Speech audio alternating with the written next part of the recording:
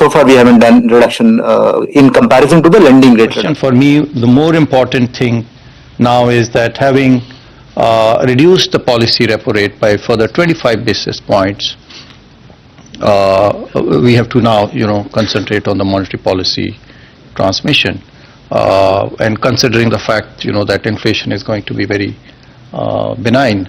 I think let it first transmit into the real economy, and then we'll see, as to how inflation behaves, how the growth inflation dynamics behave, and we take it policy by policy.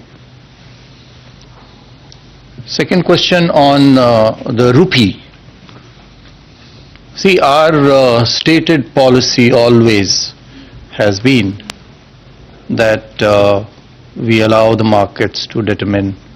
I mean, we don't target, any price levels or any bands. We allow the markets to determine the prices. We believe that the markets in the long run especially are very efficient. It's a very deep market. We saw this earlier in February. The rupee to dollar had climbed up to almost 88, and within a period of 3 months it came back to below 84. So these fluctuations, this volatility does happen, can happen.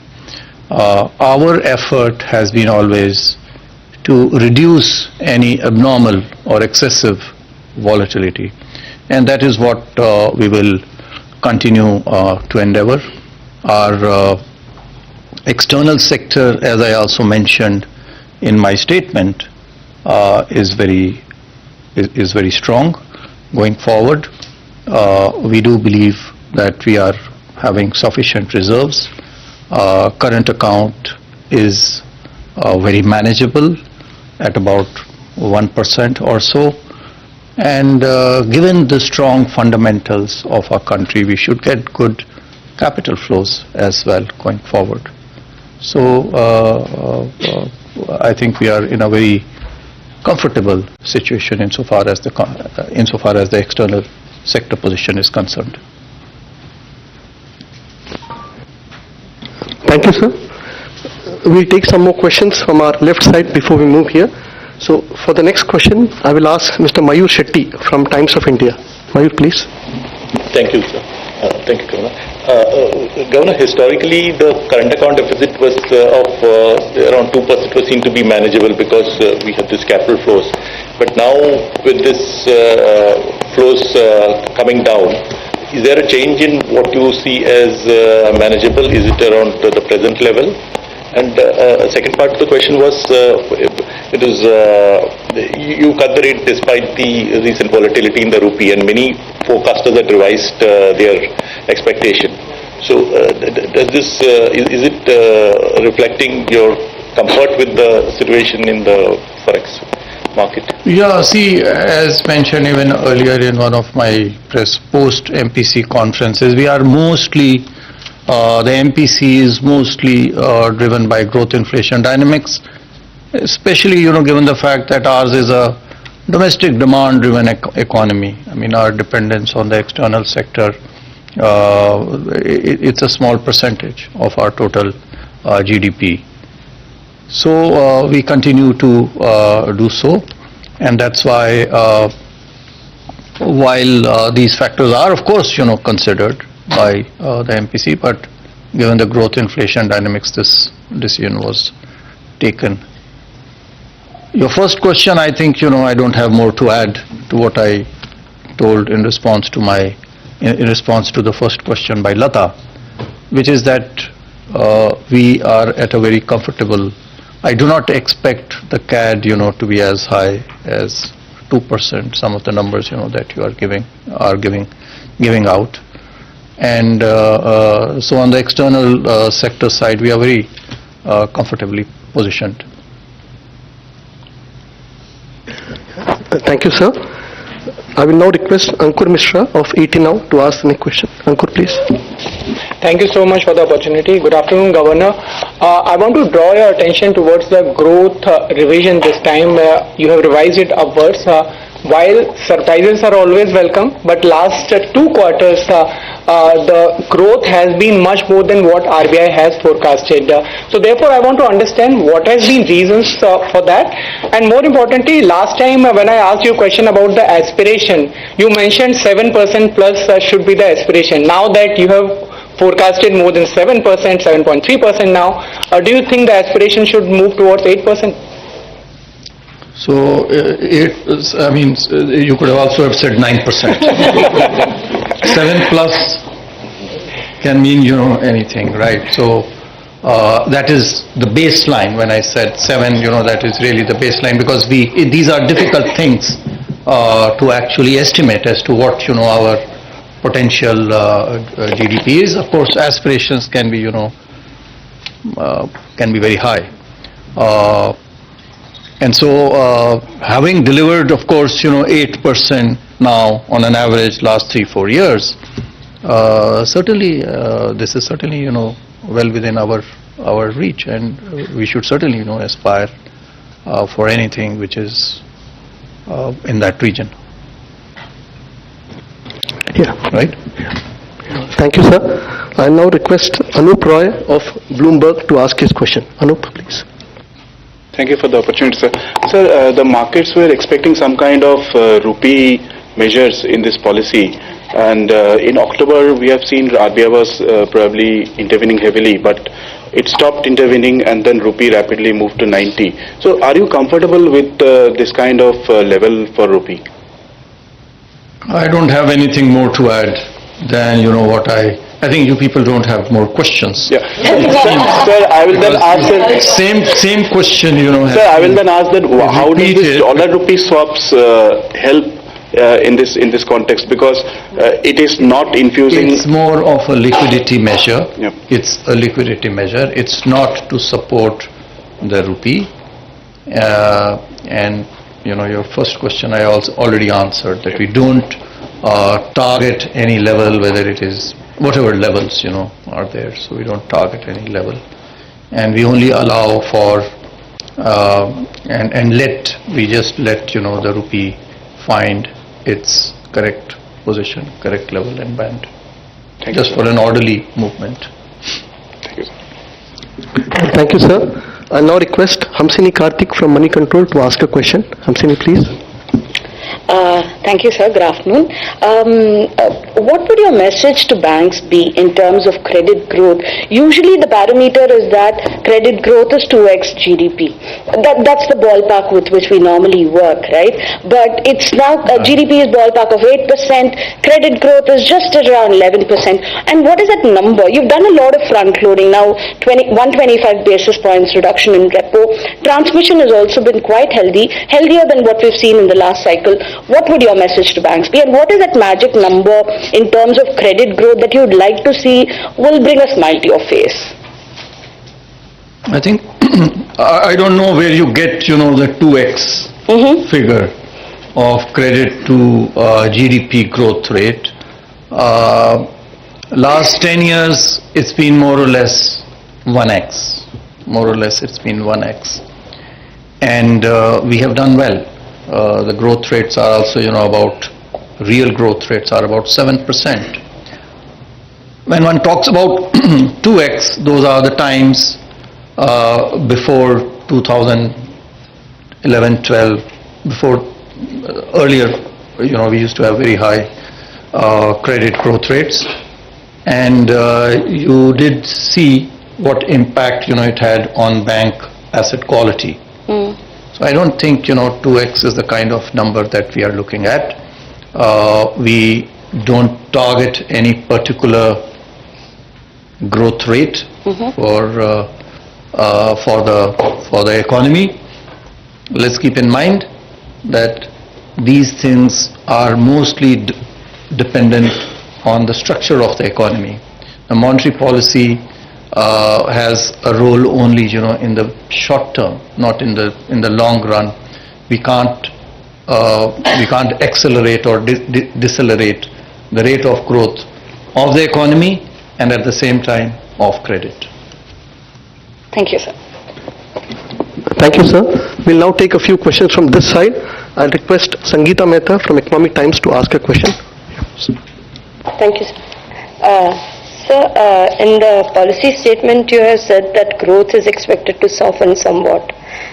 Could you elaborate why do you expect growth to soften? And you've already answered the aspiration question, so that was my other question. See, we are going by whatever are the high-frequency indicators that we track. So it's basis that we feel that the growth that has been about 8% in H1 will not be of the same order. We have already given out our numbers for this quarter and going forward.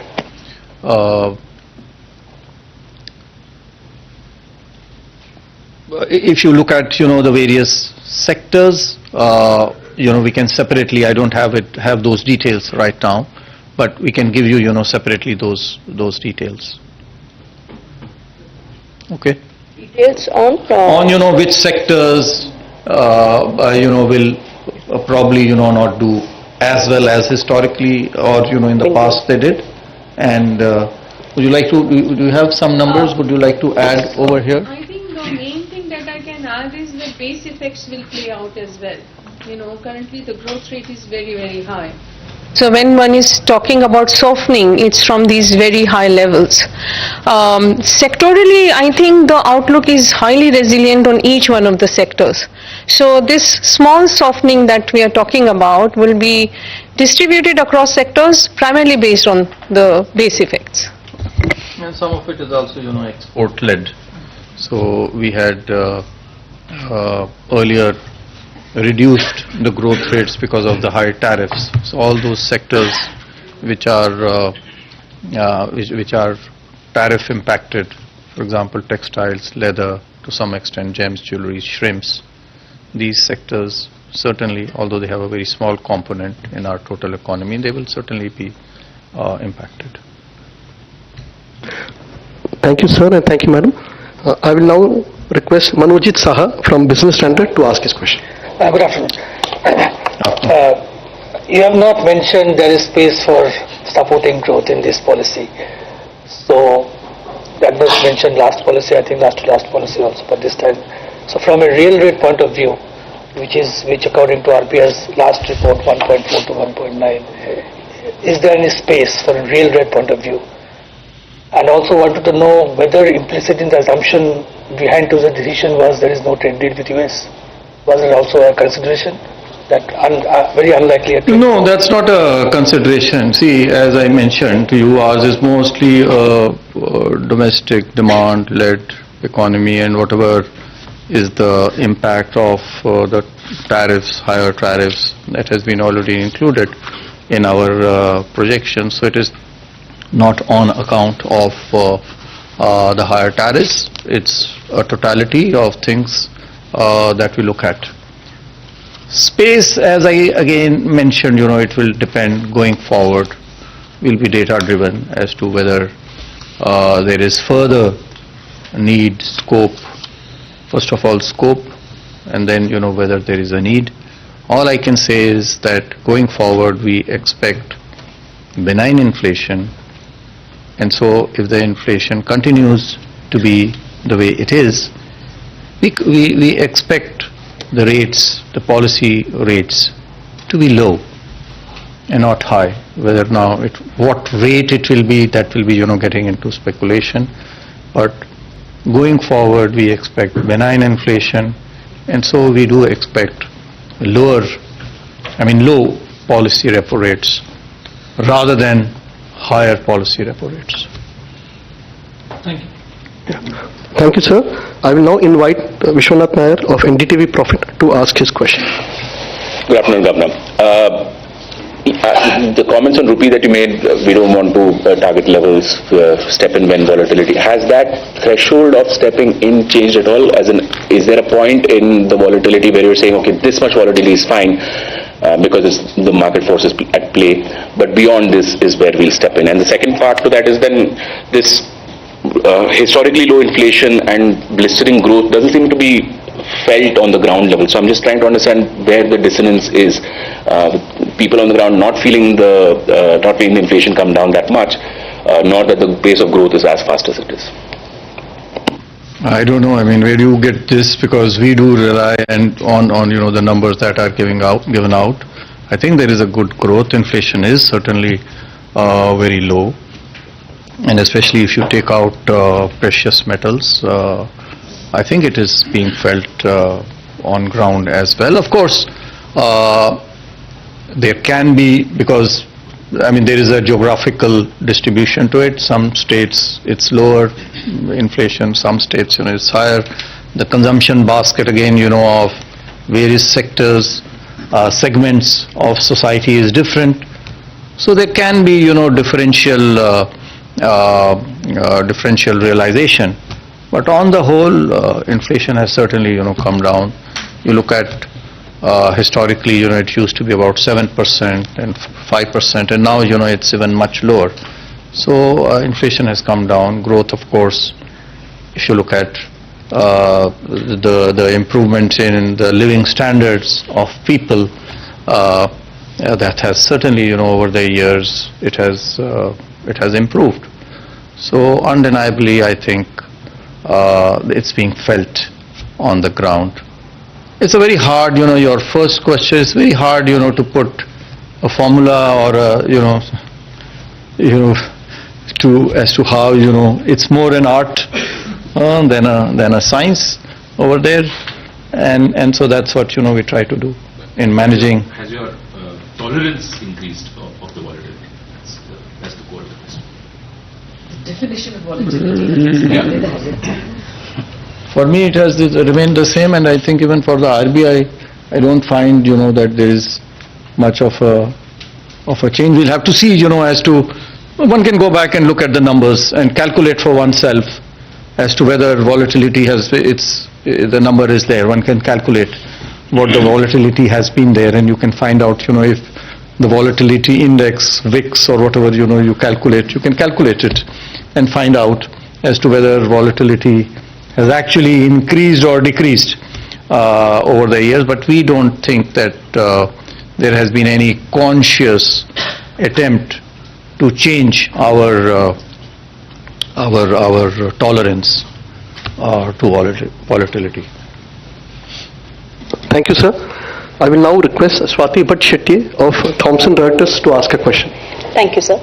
Governor, today you've reiterated multiple times that inflation, the underlying pressures on inflation are really low. I just wanted to understand what are these factors. I mean, yes, food prices down, precious metals like you mentioned, but is the consumer demand also not picking up, particularly in urban areas? Is that also leading to low inflation? And secondly, related to that, are we also feeling the spillover effect of the Chinese overcapacity kind of leading in? It's happening in other Asian economies. Are you also feeling that in India? And also, is such low inflation really a good thing for an emerging economy? 0.25% is really low. We are way below 2% as well. So is this the right level of inflation for an economy like India? Thank you. Certainly not. I mean, 0.2 is not the right level of inflation. We target 4%, and so it's that kind of an inflation that we try to achieve. At the same time, I don't think we should be looking at really 0.2%, because there are going to be fluctuations. There is going to be volatility in markets, whether it is forex markets. Vishwanath asked that question, or whether it is the Sensex stock markets, or whether it is prices in general. That volatility will be there, and some of the impacts are also because of the base effects. Earlier you had very high food inflation, and so now because of the base effects it seems to be low. But underlying inflation, as we have said, is certainly on the lower side, and that's why we gave this rate cut. So consumer demand and the Chinese deflationary pressures, can you please? Yeah, I mean, all these things, it's both the supply and the demand side factors, and both of them are at play. One can't, and it will be, sector to sector, it will depend. So if it is food, it's more, the supply side factors. It's not, so much the demand side factors. And so it will depend, on sector to sector. There cannot be, one answer as to whether it is only demand or only supply or which one is more. I think it's a combination of both demand and supply factors. And because there are demand side factors as well, that's why we have reduced the repo rate. We have been, in an easing cycle to further support demand. Thank you, sir. I will now invite Piyush Shukla of Hindu Business Line to ask his question. Yeah, good afternoon, Governor, DGs. Sir, two questions. First is on your rate cut. You mentioned about transmission happening. Banks are caught in a fix because there's increasing competition on deposit growth that is there. CASA, there is a challenge to build. Do you feel today's rate cut will translate into lowering of deposit rate as well? That is one. Second is on the annual report that had come out. It had mentioned about gold. RBI bringing back more gold, 64 odd tons of gold in H1, bringing back to India. Is there a conscious effort to bring back, physical gold held in foreign countries? Considering that some of the foreign nations have, plowed back because of the war, they have held back on certain countries' gold. Is there a conscious effort by the RBI to bring back the physical gold held in other countries? Thanks. We are diversifying, it's not good to have all your gold, at one place. So there is certainly a diversification effort that is behind, this move. What was your first question, sorry? Will today's rate cut in depositors? Yes. See, we have to actually be looking at the real interest rates. When inflation is so low and going forward also, it's going to be low, then even though the nominal interest rates may seem to be low, the real interest rates today are quite high. So that's true not only for borrowers but also for savers. And so we do expect that going forward, especially after this repo rate cut, deposit rates will to some extent moderate.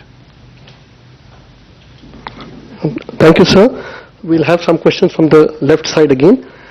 I'll now request Ekta Suri of Z Business to ask a question. Good afternoon sir. Sir मेरा सवाल होने वाला है कि अगर बहुत सारे मंच पर हमने सुना कि सेबी चीफ ने ये कहा कि बैंक्स जो है उन्हें नॉन एग्री कमोडिटी डेरिवेटिव्स का हिस्सा बनना चाहिए, तो क्या इसके लिए बैंकिंग रेगुलेशन में आने वाले दिनों में क्या कोई बदलाव हो सकता है? ऐसा मुमकिन है? क्योंकि उन्होंने एक से ज्यादा प्लेटफॉर्म्स पर इस बात को कई बार कहा। और दूसरा ये सर कि विदेशी बैंक्स में फॉरेन निवेश आ रहा है, तो पीएसयू बैंक्स में आपको लगता है कि जो एफडीआई की लिमिट है वो 20% से ज्यादा होनी चाहिए ताकि वहां पर भी विदेशी निवेश आए और कहीं ना कहीं पीएसयू बैंक्स भी जो है और उनकी रोबस्टनेस में वृद्धि हो? पहला प्रश्न आपका है ऑन कि क्या बैंक्स जो है वो निवेश कर सकते हैं नॉन एग्री कमोडिटी? सेबी ने जो प्रस्ताव भेजा है वो अभी प्रस्ताव हमारे पास में अभी हाल ही में आया है और उसका हम अध्ययन करेंगे, लेकिन आपको ये मैं बताना चाहूंगा